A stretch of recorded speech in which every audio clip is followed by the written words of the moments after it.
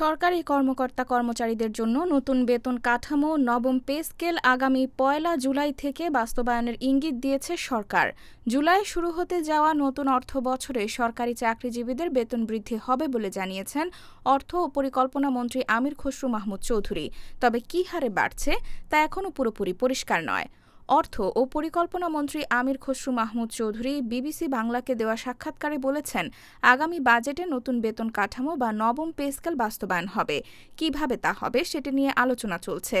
জানা গেছে, সরকার আগামী ৩ বছরে এ বেতন কাঠামো ধাপে ধাপে বাস্তবায়ন করতে চাইছে। তবে সরকারি চাকরিজীবীরা শুরু থেকে নতুন বেতন কাঠামো দেওয়ার দাবি জানিয়েছেন। সরকারি চাকরিজীবীদের সর্বশেষ বেতন কাঠামো ঘোষণা করা হয়েছিল ২০১৫ সালে। অর্থ ও পরিকল্পনা মন্ত্রী আমির খসরু মাহমুদ চৌধুরী বলেন, আগামী বাজেটে নতুন বেতন কাঠামো নিশ্চিতভাবে বাস্তবায়ন হবে। তবে বাস্তবায়ন কিভাবে হবে এ নিয়ে কথাবার্তা চলছে। নবম পে স্কেল এবারের বাজেটেই পুরোপুরি বাস্তবায়ন নাকি ধাপে ধাপে, এমন প্রশ্নের জবাবে মন্ত্রী বলেন, এ বাজেটেই শুরু হবে। শেষ পর্যন্ত মন্ত্রিপরিষদ সচিবের নেতৃত্বাধীন কমিটির সুপারিশ অনুযায়ী সরকার পে স্কেল বাস্তবায়ন করবে নাকি করবে না তা নিয়েও আলোচনা চলছে বলে জানান অর্থমন্ত্রী।